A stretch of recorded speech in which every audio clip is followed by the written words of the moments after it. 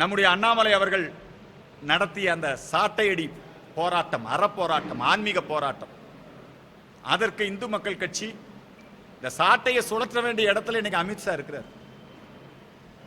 சாட்டையை சுழற்றி இவர்களுக்கு பாடம் புகட்ட வேண்டிய இடத்துல அமித்ஷா இருக்கிறார். ஆகவே இந்த தமிழ்நாட்டில் நிறைய நம்முடைய மக்கள் பாதிக்கப்பட்டு கொண்டிருக்கிறார்கள். அதுவும் குறிப்பா அண்ணாமலை அவர்களை மிக கேவலமாக சித்தரித்து என்னை நான் நிர்வாணமாக ஓடுவேன், அவனே ஃபேக் ஐடியில உருவாக்கி அண்ணாமலைக்கு ஆதரவாக சென்னையில் நடந்த அந்த பல்கலைக்கழகத்திலே மாணவி கற்பழிப்பு சம்பவத்தை கண்டித்து அர்ஜுன் சம்பத் நிர்வாணமாக ஓடுவார், அவனே போட்டுக்கிறான். எல்லாம் பார்த்துக்கிட்டு இந்த சாட்டையில் அடிச்சுக்கிட்டு சாதாரணமான வேலைன்னு நினைக்காதீங்க, இதுக்கு பின்னாடி தெய்வ சக்தி இருக்கு. ஆங்கில புத்தாண்டை அவர்கள் கொண்டாடுவது என்பது யாரும் எதிர்க்கவில்லை. ஆனால் நள்ளிரவு 12 மணிக்கு மது விருந்துகள் நடத்துவது, ஹாப்பி நியூ இயர் என்கிற பெயரிலே ஈவ் டீசிங் செய்வது, கூட்டம் கூடி பொதுமக்களுக்கு இடையூறு செய்வது, இத்தகைய சட்டத்திற்கு புறம்பான பண்பாட்டு கலாச்சார சீரழிவாக நடைபெறுகின்ற ஆங்கில புத்தாண்டு கொண்டாட்டங்களை தடை செய்ய வேண்டும். பாசாயனுடைய அப்பான்னு நாம் தமிழர் சீமான் பேசுறாரு. இன்னொரு அமைப்பு விடுதலை சிறுத்தைகள் வீர வணக்கத்தை தெரிவிக்கிறாங்க. குண்டு வைத்து பொதுமக்களை கொன்றவர்களை ஆதரித்து அவர்களை புனிதப்படுத்தக்கூடிய போக்கு, தமிழகத்திலே தீவிரவாதிகளுக்கு பயங்கரவாதிகளுக்கு இடம் கொடுக்கக்கூடிய நடவடிக்கைகள், இது ரொம்ப தவறானது. ஜெய் விஸ்வகர்மா, ஜெய் ஜெய் விஸ்வகர்மா. இந்து மக்கள் கட்சியின் சார்பிலும் தமிழக விஸ்வகர்மா கைவினைஞர்கள் சங்கத்தின் சார்பிலும் இன்றைக்கு மத்திய அரசாங்கம் செயல்படுத்துகின்ற விஸ்வகர்மா யோஜனா திட்டம், கைவினைஞர்கள் மேம்பாடு, விஸ்வகர்மா மக்கள் மேம்பாடு, கைவினை பொருட்கள் அதனுடைய மேம்பாடு, இவற்றிற்காக கடந்த 3 வருடங்களுக்கும் மேலாக விஸ்வகர்மா ஜெயந்தியை முன்னிட்டு நம்முடைய பாரத பிரதமர் நரேந்திர மோடி அவர்கள் இந்த திட்டத்தை நாடு முழுக்க செயல்படுத்தி வருகிறார். மத்திய அரசாங்கத்தினுடைய திட்டம். இந்த திட்டத்தின் மூலம் நமது தேசத்தினுடைய கைவினைஞர்கள், நெசவாளிகள், பொற்கொல்லர்கள், தேர் வேலை செய்பவர்கள், சிற்ப வேலை செய்பவர்கள், கலசம் செய்பவர்கள், தாலி செய்பவர்கள், பொம்மை செய்பவர்கள், மண்பானை செய்பவர்கள், இப்படி அனைத்து விதமான கைத்தொழிலாளர்களும் முன்னேறி வருவதற்கான ஒரு அற்புதமான சூழலை, அவர்களுடைய வாழ்வாதாரத்தை மேம்படுத்துவதற்காக செயல்படுத்தப்படுகின்ற திட்டம். 20,000 கோடி ரூபாய் மதிப்பிலே செயல்படுத்தப்படுகின்ற திட்டம். நாடு முழுக்க விஸ்வகர்மாவுடைய பெயரிலே செயல்படுத்தப்படுகின்ற இந்த திட்டம் தமிழகத்திலே மட்டும் செயல்படுத்தப்படாமல் மத்திய மாநில அரசு அந்த அரசியல், அதன் காரணமாக இதை கலைஞர் கைவினைஞர்கள் திட்டம் என்று பெயர் மாற்றம் செய்து செயல்படுத்த போவதாக அறிவித்திருக்கிறார்கள். விஸ்வகர்மா என்கிற அந்த பெயரை எதிர்ப்பது விஸ்வகர்மா சமூக மக்களுக்கு மிகப்பெரிய வேதனையை, வருத்தத்தை ஏற்படுத்தி இருக்கிறது. இந்த நிலைமை மாற வேண்டும். தமிழக அரசு கலைஞர் ஐயாவுடைய பெயரிலே கைவினைஞர்களுக்கான நலத்திட்டத்தை செயல்படுத்துவதற்கு நாங்கள் எதிர்ப்பில்லை, அதுக்கும் ஆதரவு தான். ஆனால் விஸ்வகர்மா என்கிற அந்த பெயரை மாற்றியது எல்லோருக்கும் வருத்தத்தை ஏற்படுத்தி இருக்கிறது. ஆகவே மத்திய அரசாங்கத்தினுடைய அந்த திட்டத்தை, இந்த திட்டம் ஒரு பக்கம் செயல்படுத்திட்டோம், அதே நேரத்தில் அந்த மத்திய அரசாங்கத்தினுடைய திட்டமும் தமிழகத்திலே செயல்படுத்தப்பட வேண்டும். சுமார் 8 லட்சம் பேர் பதிவு செய்து பயனடையக்கூடிய ஒரு அற்புதமான திட்டம். நாடு முழுக்க பயன்பெறுகிற பொழுது இங்கே மட்டும் அதை நடைமுறைப்படுத்த விடாமல் தடை செய்வதும், அதை செயல்படுத்த விடாமல் கைவினைஞர்கள் சமூகம், குறிப்பாக விஸ்வகர்மா சமூகத்தினுடைய வாழ்வாதார மேம்பாட்டுக்கு தடைகளை ஏற்படுத்துவதை நாங்கள் எங்களுடைய கவலைகளாக இன்றைக்கு பதிவு செய்திருக்கிறோம். அந்த திட்டத்தை செயல்படுத்த மத்திய மாநில அரசுகளுக்கு வேண்டுகோளை முன்வைத்திருக்கின்றோம். அதே போல தொழிலாளர் தினம், இந்தியாவினுடைய தேசிய தொழிலாளர் தினம் என்பது விஸ்வகர்மா ஜெயந்தி அன்றுதான், செப்டம்பர் 17 அன்றுதான். விஸ்வகர்மா மக்களுக்கு பெருமை சேர்க்கக்கூடியது இந்த தேசிய தொழிலாளர் தினம். நம்முடைய தமிழகத்திலும் சரி, மத்தியிலும் சரி, நம்முடைய தேசிய தொழிலாளர் தினமாக மே 5 என்று இருப்பதை மாற்றி செப்டம்பர் 17 தேசிய தொழிலாளர் தினமாக அறிவிக்க வேண்டும் என்கின்ற கோரிக்கையும் இந்த நேரத்திலே முன்வைக்கின்றோம். தமிழகத்திலே பரவலாக தமிழ்நாடு முழுக்க சுமார் 1 கோடிக்கும் மேற்பட்ட விஸ்வகர்மா சமுதாய மக்கள் பல்வேறு பெயர்களிலே வாழ்ந்து வருகிறார்கள். அவர்களுடைய வாழ்வாதாரத்தை மேம்படுத்துவதற்கு இந்த பாரம்பரியமான கைத்தொழில்கள் அழிந்து விடாமல் பாதுகாப்பதற்குரிய நடவடிக்கைகளை மத்திய மாநில அரசுகள் மேற்கொள்ள வேண்டும் என்கிற தீர்மானம் இங்கே நிறைவேற்றப்பட்டிருக்கிறது. இங்கே கோரிக்கை மனுக்கை கொடுத்திருக்கிறார்கள். அது மத்திய அரசாங்கத்தினுடைய பார்வைக்கும் மாநில அரசாங்கத்தினுடைய பார்வைக்கும் எடுத்துச் செல்லப்படும். அடுத்த விஷயம், வருகின்ற ஜனவரி 1 ஆங்கில புத்தாண்டு. ஆங்கில புத்தாண்டை அவர்கள் கொண்டாடுவது என்பது யாரும் எதிர்க்கவில்லை. ஆனால் நள்ளிரவு 12 மணிக்கு மது விருந்துகள் நடத்துவது, ஹேப்பி நியூ இயர் என்கிற பெயரிலே ஈவ் டீசிங் செய்வது, கூட்டம் கூடி பொதுமக்களுக்கு இடையூறு செய்வது, இத்தகைய சட்டத்திற்கு புறம்பான பண்பாட்டு கலாச்சார சீரழிவாக நடைபெறுகின்ற ஆங்கில புத்தாண்டு கொண்டாட்டங்களை தடை செய்ய வேண்டும். அவங்க சர்ச்சுகளில் பண்ணிக்கிட்டோம், அவங்களுடைய வீடுகளில் பண்ணட்டும், பொது இடங்களில் கூட பண்ணட்டும், பொதுமக்களுக்கு இடையூறு பண்ணக்கூடாது. நமக்கு புத்தாண்டு என்பது சித்திரை 1 தான். சூரியனை மையமாக வைத்து காலத்தை கணித்த சமூகம் தமிழ் சமூகம். நம்முடைய பாரதிய கலாச்சாரத்தின் அடிப்படையிலே நம்ம நாட்டு கேலண்டர் அப்படிங்கிறது உகாதி, அது சந்திரனை மையமாக வைத்து நாம புத்தாண்டு, சூரியனை மையமாக வைத்து நமக்கு சித்திரை 1 தான் புத்தாண்டு. ஆகவே நாம இந்த ஆங்கிலேய மோகம், இந்த ஆங்கில புத்தாண்டை மற்றவர்கள் புறக்கணிப்போம். அவங்க கொண்டாடுவதில் எங்களுக்கு எந்த விதமான ஆட்சேபனையும் இல்லை. அதே நேரத்திலே சட்டம் ஒழுங்கு பிரச்சனை ஏற்படுத்தக்கூடிய அளவிற்கு நள்ளிரவு 12 மணிக்கு அவங்க இத்தகைய கொண்டாட்டங்களிலே ஈடுபடுவதை தடை செய்ய வேண்டும். நிறைய இடங்கள்ல முட்டாள்தனமாக கோயில்களிலேயே நள்ளிரவு 12 மணிக்கு நட திறக்கிறாங்க. இது ஆகம விதிமுறைகளுக்கு எதிரானது. கோயில்கள்லையும் இத்தகைய நமக்கு நாள் நள்ளிரவு 12 மணிக்கு துவங்காது. நமக்கு சூரிய உதயத்தில் தான் நாள் துவங்குது. அதனால இத்தகைய பூஜைகளையும் தடை செய்ய வேண்டும், தவிர்க்க வேண்டும் என்கிற வேண்டுகோளை முன்வைக்கின்றோம். அதற்கு அடுத்ததாக பொங்கல் வருது. பொங்கல் என்பது அற்புதமான ஒரு சனாதன இந்துக்களுடைய பண்டிகை. பொங்கலின் முதல் நாள் இந்திரனுக்கு பொங்கல் வைப்பது, போகி பொங்கல். 2வது நாள் நமக்கு தை 1, தை பிறந்தால் வழிபிறக்கும். நமக்கு சூரியனுக்கு பொங்கலிட்டு நாம கொண்டாடுகிறோம். அதனைத் தொடர்ந்து மாட்டு பொங்கல், அதனைத் தொடர்ந்து உற்றார் உறவினர்களோடு சேர்ந்து காணும் பொங்கல் என்று இந்த பொங்கல் பண்டிகை, இந்த பொங்கல் பண்டிகையை ஒட்டி கிராமிய விளையாட்டு போட்டிகள், ஜல்லிக்கட்டு, சிலம்பம், ரேக்லா ரேஸ், கெடாமுட்டு, கோழிச்சண்டை, சேவக்கட்டு இதெல்லாம் நடக்கும். இதையெல்லாம் கவர்மெண்ட் தடை செய்யக்கூடாது. சூதாட்டமாக நடைபெற்றால், சட்டம் ஒழுங்கு பிரச்சனை வந்தால் அதன் மூலமாக நீங்க நடவடிக்கை எடுங்க. ஆனால் இதையெல்லாம் கட்டுப்பாடுகளை விதித்து நீங்க சேவக்கட்டு நடத்தக்கூடாது, கெடாமுட்டு நடத்தக்கூடாது. இப்ப ஜல்லிக்கட்டு பல இடங்கள்ல இப்ப அது எல்லா இடங்களையும் நடக்க ஆரம்பிச்சிருக்குது பரவலா. ஆனால் ஒவ்வொரு கிராமத்திலும் நம்முடைய பாரம்பரியமான அந்த சிலம்பம், இத்தகைய விளையாட்டுகளுக்கு அரசு அனுமதி கொடுக்க வேண்டும். பொங்கல் விழாவை ஒட்டி பொங்கல் கொண்டாடுகின்றவர்கள் அனைவருக்குமே பொங்கல் பரிசு, ஒவ்வொரு முறையும் பொங்கல் பரிசு கொடுப்பாங்க. ரேஷன் கடையில் பொங்கல் பொருட்கள் கொடுப்பாங்க. இந்த ஆண்டு அத்தகைய பொங்கல் பரிசு வழங்குவதற்குரிய நடவடிக்கைகளை எடுக்க வேண்டும். பொங்கல் பரிசு, பொங்கல் பொருட்கள் தரமானதாக இருக்க வேண்டும். ஏற்கனவே பொங்கலுக்கு இவங்க வழங்கிய பொருட்கள் அதுல குறைகளை சுட்டிக்காட்டி, ஏதோ வெள்ளம் உருகிருச்சு அப்படின்னு குறைகளை சுட்டிக்காட்டினதுனால அந்த குறைகளை சுட்டிக்காட்டிய ஒரு முதியவர் மீது வழக்கு போட்டு அவர் இறந்தே போயிட்டார். இப்ப கூட பாருங்க, சென்னை பல்கலைக்கழகத்திலே நடைபெற்ற அந்த கற்பழிப்பு சம்பவம், அதனை தொடர்ந்து ஒரு பாட்டி மண்வாரி தூற்றுகிறார். அதை பதிவிட்டவர் மீது உடனே வழக்கு. கற்பழிச்சவன், சட்டம் ஒழுங்கு சீர்குலைவு ஏற்படுத்தினவன், கொலை செஞ்சவன், அவனை தேடி பிடிக்க வேண்டிய போலீஸ் இந்த ட்விட்டர்ல, பேஸ்புக்கில் பதிவு போடக்கூடிய இந்து அமைப்பினுடைய தொண்டர்களை, இவர்களை எல்லாம் கைது செய்வதற்கு பயன்படுத்தப்படுவது என்பது கண்டிக்கத்தக்கது.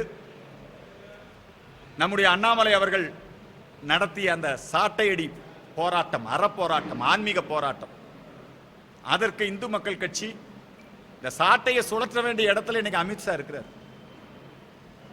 சாட்டையை சுழற்றி இவர்களுக்கு பாடம் புகட்ட வேண்டிய இடத்துல அமித்ஷா இருக்கிறார். ஆகவே இந்த தமிழ்நாட்டில் நிறைய நம்முடைய மக்கள் பாதிக்கப்பட்டு கொண்டிருக்கிறார்கள். விலைவாசி உயர்வால் பாதிக்கப்பட்டு கொண்டிருக்கிறார்கள், லஞ்ச ஊழலால் பாதிக்கப்பட்டு கொண்டிருக்கிறார்கள், மணல் கொள்ளையால் கனிமவள கொள்ளையால் பாதிக்கப்பட்டு கொண்டிருக்கிறார்கள். நீதிமன்றத்திலே கூட பாதுகாப்பு இல்லை. நீதிமன்ற வாயிலேயே கொலை பண்றாங்க. திருட்டு, கஞ்சா, போதைப் பொருள், இத்தகைய ஒரு அவல நிலை, மோசமான நிலை இருக்கிறது. இந்த நிலையிலே இந்த ஆட்சி போக வேண்டிய ஆட்சி, அதுக்கு எதிராக உள்துறை அமைச்சர் அமித்ஷா அவர்களும் இதிலே நடவடிக்கை எடுக்க வேண்டும் என்கிற வேண்டுகோளை இந்த நேரத்திலே முன்வைக்கின்றோம்.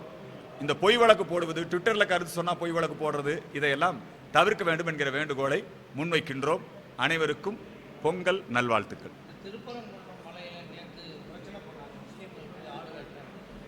திருப்பரங்குன்றம் மலை என்பது முதல் படை வீடு. குந்திருக்கும் இடமெல்லாம் குமரன் இருப்பார். அந்த முதல் படை வீட்டிலே அந்த மலைக்கு பேரே கந்தர் மலை.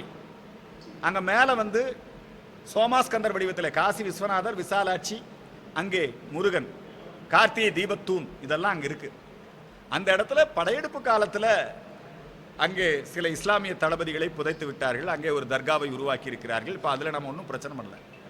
அந்த மலை மேலே போய் முருகனுக்கு வாகனமே ஆடு, புரியுதுங்களா? முருகனுக்கு கொடியில சேவல், மயில் வாகனம்.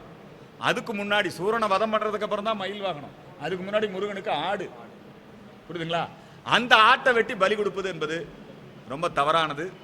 திருப்பரங்குன்றம் மலையினுடைய புனிதத்தை பாதுகாக்க வேண்டும் என்பதை இந்த நேரத்தில் கேட்டுக்கொள்கிறேன்.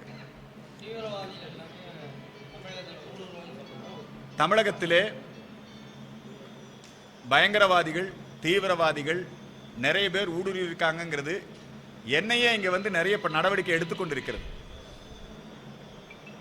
என்ஐஏவினுடைய அலுவலகம் இங்கே அமைக்கப்பட வேண்டும்.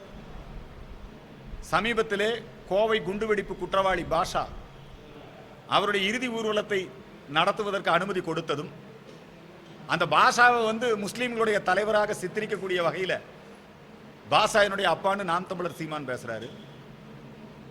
இன்னொரு அமைப்பு விடுதலை சிறுத்தைகள் வீர வணக்கத்தை தெரிவிக்கிறாங்க. குண்டு வைத்து பொதுமக்களை கொன்றவர்களை ஆதரித்து அவர்களை புனிதப்படுத்தக்கூடிய போக்கு தமிழகத்திலே தீவிரவாதிகளுக்கு, பயங்கரவாதிகளுக்கு இடம் கொடுக்கக்கூடிய நடவடிக்கைகள், இது ரொம்ப தவறானது.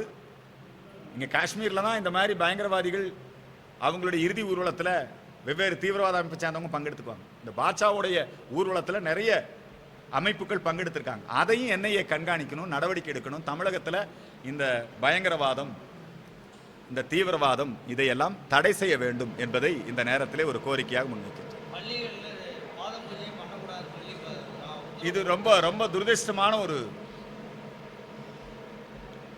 மாதா பிதா குரு தெய்வம் என்பது நம்முடைய தமிழர்களுடைய, பாரதியர்களுடைய பண்பாடு. சனாதன தர்மத்தில் ரொம்ப முக்கியம் மாதா பிதா குரு தெய்வம், அறம் பொருள் இன்பம் வீடு பேர். தமிழ்நாட்டில் இருக்கக்கூடிய பள்ளிக்கூடங்களில் அம்மா அப்பாவுக்கு பாத பூஜை செய்வதை, அதை அடிமைத்தனம் என்று சொல்லி, அதை பிற்போக்கு என்று சொல்லி பாத பூஜை நடத்தக்கூடாதுன்னு சர்க்குலர் போடுறாரு கல்வி அதிகாரி. தனியார் பள்ளிக்கூடங்கள், இந்துக்கள் நடத்தக்கூடிய தனியார் பள்ளிக்கூடங்கள், மெட்ரிகுலேஷன் ஸ்கூல்ஸ் அல்லது சென்ட்ரல் போர்ட் சிலபஸ், அங்க கூட நீங்க பாத பூஜை நடத்தக்கூடாது.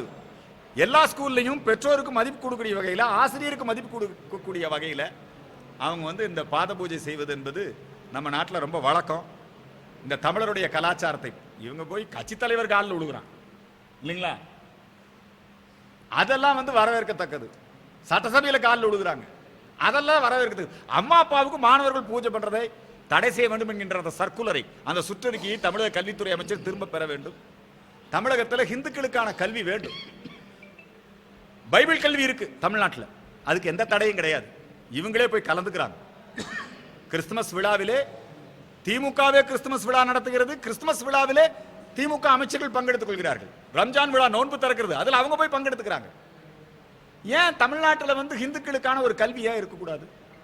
தமிழ்நாட்டில் ஔவையாரும் திருவள்ளுவரும், தமிழ்நாட்டில் பெரிய புராணமும், ஏன் தமிழருடைய சமய கல்வி ஏன் இருக்கக்கூடாது? இலங்கையில் இருக்குது, சைவ சமயம் ஒரு பாடமா வச்சிருக்கான். ஏன் தமிழ்நாட்டில் இந்துக்களுக்கு, தமிழர்களுக்கு தமிழருடைய சமய கல்வி இல்லை, மெய்யியல் இல்லை? வேண்டுமென்றே உள்நோக்கத்தோடு அவர்கள் தடுக்கிறார்கள், திராவிட கொள்கைகளை திணிக்கிறார்கள். இதை இந்து மக்கள் கட்சி வன்மையாக கண்டிக்கிறது. தமிழ்நாட்டிலே மும்மொழி கல்வி திட்டத்தை அமுல்படுத்த வேண்டும். தமிழ்நாட்டிலே தேசிய கல்விக் கொள்கையை அமுல்படுத்த வேண்டும். தமிழ்நாட்டிலே மாணவர்கள் பெற்றோருக்கு பாத பூஜை செய்வதை தடை செய்யக்கூடிய சுற்றறிக்கையை திரும்ப பெற வேண்டும். இல்ல அவர் கிறிஸ்தவர்னு சொல்லி பெருமைப்படுவதில் எங்களுக்கு எந்த விதமான, அவர் என்னங்கிறார், சங்கிகள் வயிறு எரியட்டும்ங்கிறார். எங்க வயிறு எரியாது, துர்காமா வயிறு தான் எரியும். அந்த அம்மா தான் டெய்லி கோயிலுக்கு போக வர இருக்கிறாங்க. அவர் கிறிஸ்தவரா இருக்கிறதுல பெருமைப்படட்டும், அவர் முஸ்லீமா இருக்கிறதுல பெருமைப்படட்டும். எங்களை திட்டாதீங்க, சனாதனத்தை ஒழிப்போம், இது கொசு டெங்கு, எங்களை விமர்சனம் பண்ணாதீங்க. அது தப்பு, சட்டப்படியும் தப்பு. இதைத்தான் நாங்கள் அவர்களுக்கு எடுத்துரைக்கின்றோம். மண்வாரி தூச்சிய அந்த காட்சியை வெளியிட்டார் இல்லையா, அந்த பையனை உடனே அரெஸ்ட். இசைவாணி ஐயப்ப பக்தர்களை இழிவுபடுத்தினார். அவங்க மேல இதுவரைக்கும் தமிழ்நாடு முழுக்க இந்து மக்கள் கட்சி புகார் கொடுத்திருக்கிறது. ஒரு இடத்துல கூட எஃப்ஐஆர் போடல, ஈவன் சிஎஸ்ஆர் கூட போடல. சும்மா அப்படியே நாங்க பாத்துக்கிறோம் அப்படின்னு சொல்லி விரட்டி விடுறாங்க. ஆனா இசைவாணி கொடுத்த புகார் மேல உடனடியா நடவடிக்கை எடுக்கிறாங்க. இவர்கள் முழுக்க முழுக்க வேண்டுமென்றே உள்நோக்கத்தோடு நம்முடைய தொண்டர்களை, குறிப்பா இந்து மக்கள் கட்சி தொண்டர்களை, இப்ப நீங்க பாத்தீங்கன்னா ஓம்கார் பாலாஜி ஈசா யோக மையம் குறித்து அவதூறு பரப்பி இழிவுபடுத்திய நக்கீரன் கோபாலை கண்டித்து நடந்த அந்த போராட்டத்தில் பங்கெடுத்துக் கொண்டதற்காக, அதிலே பேசியதற்காக ஓம்கார் பாலாஜி கைது செய்யப்பட்டு அவங்க கையில் சிலேட்டு கொடுத்து போட்டோ எடுத்து, உளவுத்துறைக்கு தான் வேலையா? தமிழ்நாடு போலீஸ்க்கு இது வேலையா? திரிசாவும் ஜோசப் விஜயும் ஏதோ ஒரு கல்யாணத்துக்கு போறாங்க, விமான நிலையத்தில் போய் போட்டோ எடுத்து அதை வெளியிடுறாங்க திமுக ஊடகங்கள்ல. போலீஸ் எடுத்து கொடுக்காம எப்படி அந்த போட்டோ வெளிவந்தது? உளவுத்துறை போலீஸ்க்கு தான் வேலையா? இப்ப இந்த எஃப்ஐஆர் லீக் ஆயிருக்கு. எங்க? அண்ணா பல்கலைக்கழகத்தில் இந்த எஃப்ஐஆர் லீக் ஆயிருக்குது. எல்லா ஊடகங்களையும் அந்த பொண்ணோட பேர் வருது. அந்த பொண்ணோட குடும்பம் என்ன ஆகும்? அந்த பொண்ணு எதிர்காலத்தில் எப்படி வாழும்? எப்படி வெளியே தலகாட்டும்? இதை லீக் பண்ணது யாரு? இந்த லீக் பண்ணவங்க என்ன நடவடிக்கை? அதைத்தான் இன்னைக்கு நம்முடைய உயர்நீதிமன்றம் கேள்வி கேட்கிறது. அது வழக்கு பதிவு செஞ்சு விசாரணை பண்ணுங்க. ஏன் நிர்பயா நிதியை பயன்படுத்தல?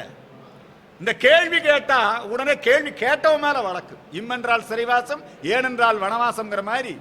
ஆனா அவங்க என்ன வேணா யாரை வேணா திட்டுவாங்க, அவங்க என்ன வேணா பிரச்சாரம் பண்ணுவாங்க, யாரு கேள்வி கேட்கக்கூடாது. இதை, இந்த அடக்குமுறையை, இந்த ஒடுக்குமுறையை இந்து மக்கள் கட்சி வலிமையாக எதிர்கொள்வோம்.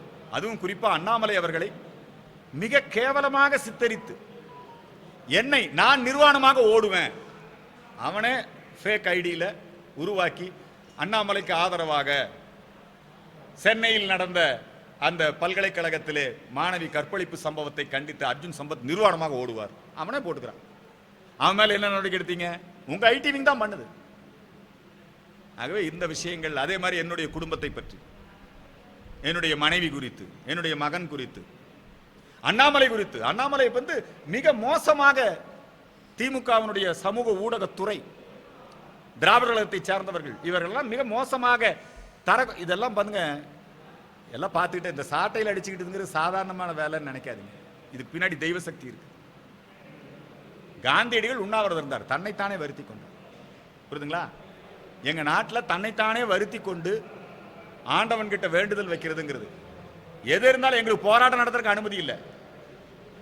வங்காளத்திலே இருக்கக்கூடிய இந்துக்களை காப்பாற்ற வேண்டும் என்று போராட்டம் நடத்தினால் அந்த போராட்டத்தில் இறங்கி ஒரு கோஷம் போடுற கூட அனுமதிக்கல. உடனே கைது, உடனே அவங்கள வந்து சிறைக்கு அனுப்புவோம், அவங்க மேல வழக்கு. ஆனா முன்னறிவிப்பின்றி இவங்க போராட்டம் நடத்துறதுக்கு எல்லா அனுமதி. கனடால இந்து கோயில்கள் இடிக்கப்படுது, போராட்டம் நடத்தினா அங்க நடத்தினா உனக்கு என்னப்பா? உடனே இங்க அர்ஜுன் சம்பத் கைது. வருகின்ற ஜனவரி 5ஆம் தேதி இந்து மக்கள் கட்சியின் சார்பில் இந்த அடக்குமுறையை கண்டித்து மதுரையிலே சனாதன ஹிந்து தர்மத்தை பாதுகாத்திட கோரியும் பிராமண சமூகத்தின் மீதான ஒடுக்குமுறையை கண்டித்தும் இந்து மக்கள் கட்சியின் சார்பில் மற்ற ஜாதிக்காரனை திட்டினா பிசிஆர் சட்டத்தில் கைது பண்றீங்க, அதே பிராமண சமூகத்தை இழிவுபடுத்துறாங்க, கேவலப்படுத்துறாங்க. ஏன் அவங்களுக்கு பிசிஆர் சட்டம் பொருந்தாதா? பிராமண சமூகத்தை பாதுகாக்க ஒரு சட்டம் இயற்றிட கோரியும் இந்து மக்கள் கட்சியின் சார்பில் 2ஆம் கட்டமாக மதுரையிலே உண்ணாவிரத நிகழ்ச்சி நடைபெறுகிறது என்பதை இந்த நேரத்தில் தெரிவித்துக் கொள்கிறேன். நன்றி, வணக்கம்.